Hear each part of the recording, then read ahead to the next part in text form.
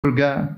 Dan ada dalil yang lebih spesifik agar kita mengikuti jalan sahabat. Di antaranya ayat yang tadi saya sebutkan dalam surat At-Taubah, walladzina taba'uhum biihsan. Saya sudah sebutkan Muhajirin dan Ansar diridhai oleh Allah dan mereka ridha kepada Allah dan mereka dijamin masuk surga. Adapun selain mereka kalau ingin masuk surga, ingin diridhai oleh Allah, syaratnya walladzina taba'uhum biihsan, harus mengikuti para sahabat dengan pengikutan yang baik. Ini ayat pertama. Ayat yang kedua, Allah berfirman, fa in amanu bimithli ma amantum bihi faqad ihtadaw. Kata Allah Subhanahu wa taala, jika mereka beriman seperti iman kalian, sungguh mereka telah dapat hidayah. Perhatikan sini. Allah mengatakan, fa in amanu bimithli ma amantum bihi. Kalau mereka beriman seperti iman kalian. Kalian di sini maksudnya siapa? Para sahabat. Faqad ihtadaw, sungguh mereka dapat hidayah. Maka Allah syaratkan kalau mau dapat hidayah harus beriman seperti imannya siapa? Para sahabat. Contoh lagi Allah berfirman ayat yang lain, wa may yushaqiqir rasula min ba'di ma tabayyana lahul huda wa yattabi' ghayra sabilil mu'minin nuwallihi ma tawalla wa nuslihi jahannam wa sa'at masira. Siapa yang menjadi oposisi bagi Nabi, yaitu menentang Nabi sallallahu alaihi wasallam, setelah jelas kebenaran baginya, wa yattabi' ghayra sabilil mu'minin, dan mengikuti jalan selain kaum mukminin, mengikuti jalan selain jalan kaum mukminin. Kaum mukminin di zaman itu siapa? Para sahabat. Ya. Nuwallihi ma tawalla, kami membuat dia berpaling. Wa nuslihi jahannam, kami buat dia masuk dalam neraka. Wa sa'at masira, dan itulah seburuk-buruk tempat kembali. Di sini juga Allah mempersyaratkan kalau ingin selamat dari neraka dan dapat hidayah harus mengikuti jalan Nabi dan jalan sabilul mukminin. Dan sabilul mukminin maksudnya di zaman itu adalah siapa? Para sahabat. Makanya ketika Allah mengatakan kuntum khairu ummatin ukhrijat linnas ta'muruna bil ma'ruf wa tanhauna 'anil munkar wa tu'minuna billah. Kalianlah sebaik-baik manusia, generasi umat yang dikeluarkan untuk manusia. Kalian sebaik-baik umat yang dikeluarkan untuk manusia. Siapa maksudnya ketika turun ayat tersebut? Allah sedang memuji siapa? Para sahabat. Karena ayat-ayat turun kepada para sahabat. Ini semua dalil bahwasanya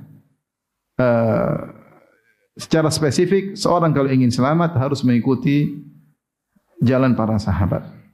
Dan Nabi SAW telah menegaskan dalam hadisnya, khairun nasi qarni, sebaik-baik generasi adalah generasiku, thumma alladhina yalunahum, sebaik-baik manusia adalah generasiku, maksudnya para sahabat, thumma alladhina yalunahum, kemudian yang setelah mereka, kemudian yang setelah mereka. Dan itulah yang dipahami oleh sahabat. Seperti Ibnu Mas'ud. Ya, Ibnu Mas'ud berkata, man kana mustannan falyastanna man kana mustannan falyastanna biman qad mat. Ya. Barang siapa yang ingin mencontohi, beruswah, meneladani, maka teladanlah ya orang yang sudah meninggal dunia.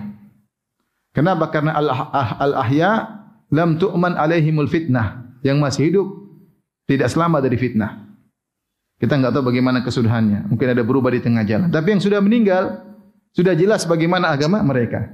Makanya Ibnu Mas'ud mengatakan kalau ingin beruswah, ingin meneladani para sahabat sudah meninggal, sudah jelas mereka diridhai oleh Allah Subhanahu wa taala. Banyak ayat dalam Al-Qur'an. Ulaika ashabu Muhammadin sallallahu alaihi wasallam, mereka adalah para sahabat Nabi. Makanya beruswahlah kepada mereka. Ya. Kalau kita beruswah kepada orang sekarang, belum tentu dia bisa jadi berubah di akhir hayatnya, bisa berubah pemikirannya, bisa berubah manhajnya. Para sahabat mereka meninggal dalam kondisi Allah ridha kepada mereka. Ya.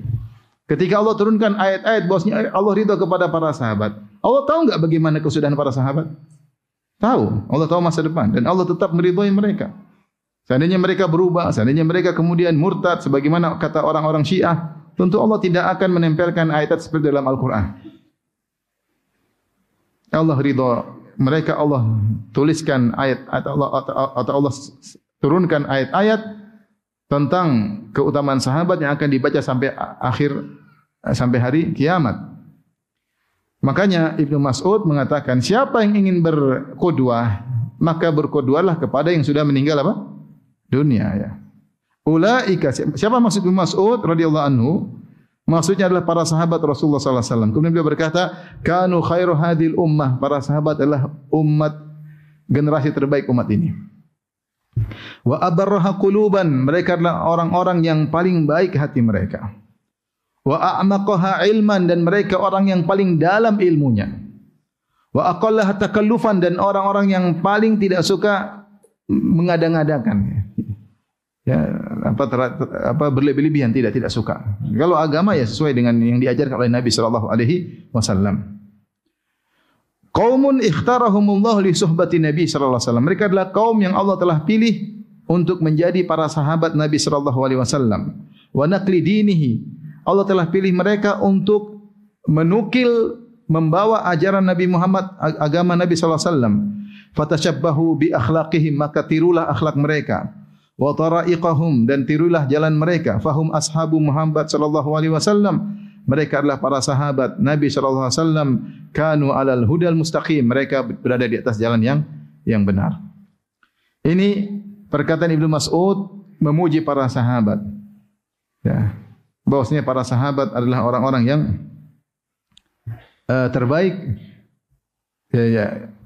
Abarraha quluban, orang-orang yang afdal hadhil ummah, generasi yang terbaik, kemudian yang paling baik hati mereka. A'maqaha ilman, yang paling dalam ilmunya, ya.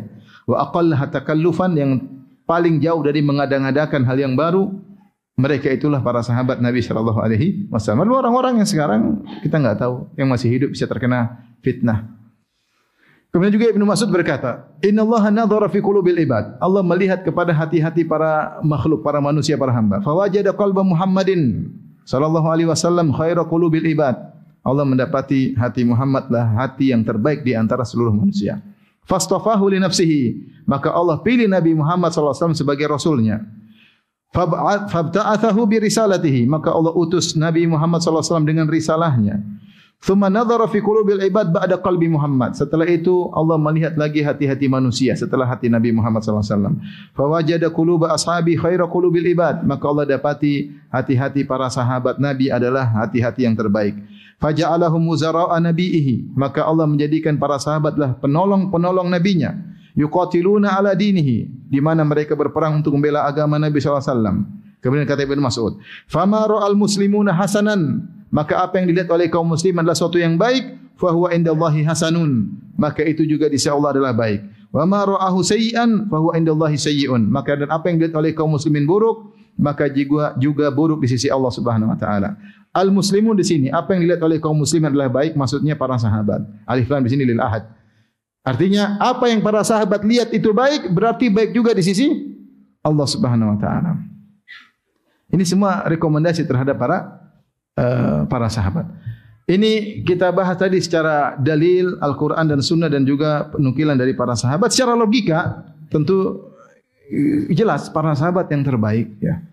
Kenapa yang terbaik? Karena murid mereka langsung murid siapa? Nabi Muhammad sallallahu alaihi wasallam. Ya. Dan saya sering sampaikan, mungkin kita baca sahabat kok bisa kayak gini ya. Seperti contoh ada sahabat Abbad bin Bishr radhiyallahu anhu ketika salat dia sedang bergantian sama Ammar bin Yasir. Ketika dia salat tiba-tiba dia terkena anak panah. Kemudian darah mengalir dan dia melanjutkan salatnya. Kemudian terkena anak panah kedua. Dan dia salat lanjutkan salat malam. Anak panah ketiga. Baru kemudian dia bangunkan Ammar bin Yasir sampai berlumuran darah tubuhnya. Ammar bin Yasir, "Kenapa kau tidak berhenti salat?" "Saya sedang baca surat Al-Kahfi dan saya tidak ingin putus tengah jalan." Subhanallah. Orang luar biasa ibadah kayak gini ya. Tapi kita enggak heran karena gurunya siapa? Muhammad sallallahu alaihi wasallam. Gurunya Muhammad sallallahu alaihi wasallam. Kita Abu Bakar As-Siddiq mengorbankan seluruh hartanya.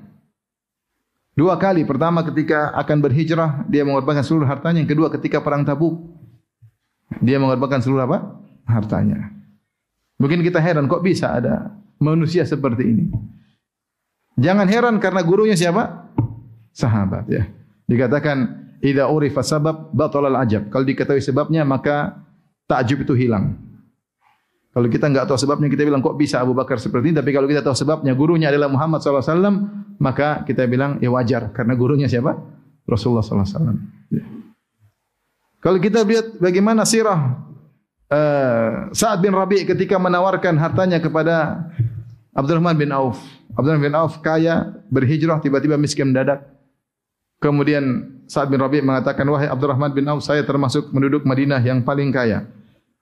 jika kau berkehendak, maka saya akan berikan setengah hartaku untukmu. Dan bukan cuma itu, saya punya istri lebih dari satu.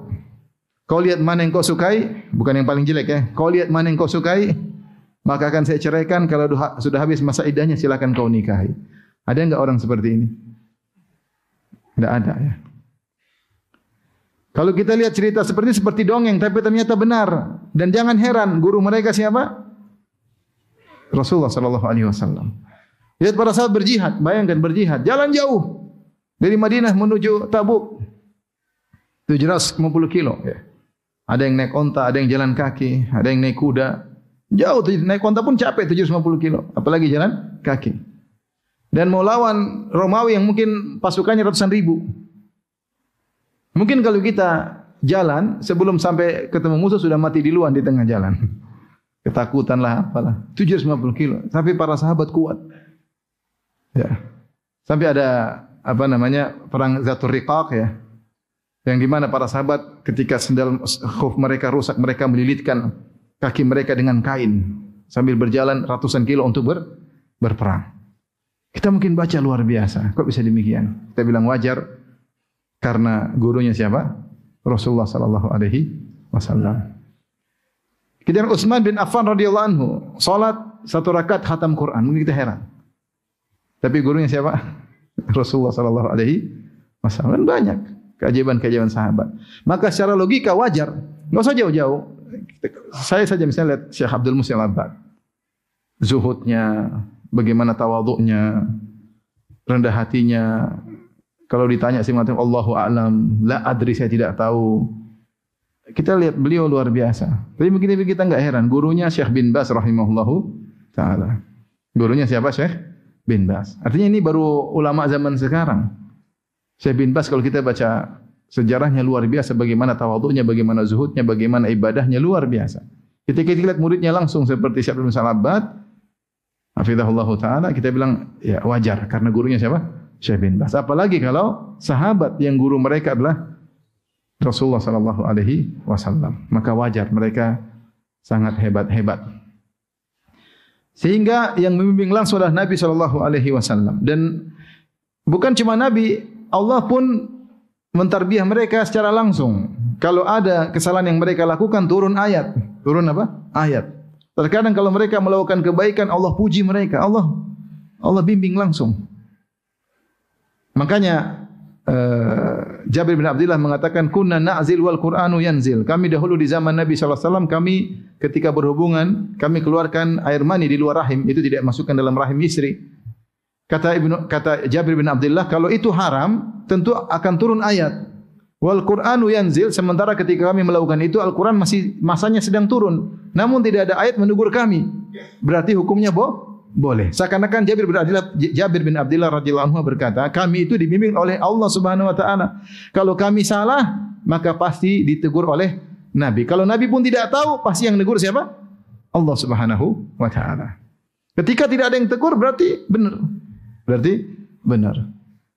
Inilah generasi terbaik yang dibimbing oleh Nabi sallallahu alaihi wasallam, yang langsung dibimbing juga oleh Allah Subhanahu wa taala, yang ayat-ayat turun terkait mereka. Bayangkan mereka berperang bersama Nabi dengan berbagai macam perang. Mereka melihat mukjizat Nabi sallallahu alaihi wasallam, mereka melihat akhlak Nabi sallallahu alaihi wasallam.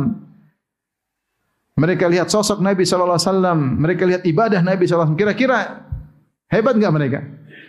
Pasti punya pengaruh luar biasa. Pasti punya pengaruh terhadap para sahabat luar biasa ya. Ya. Oleh karena jadilah mereka generasi terbaik umat ini. Maka wajar yang paling paham agama adalah para sahabat. Logika sederhana, maka kalau ingin beragama yang benar, enggak usah macam-macam, ikut saja para sahabat. Ikut saja para sahabat agar selamat. Ya, ikut sunnah Nabi sallallahu alaihi wasallam.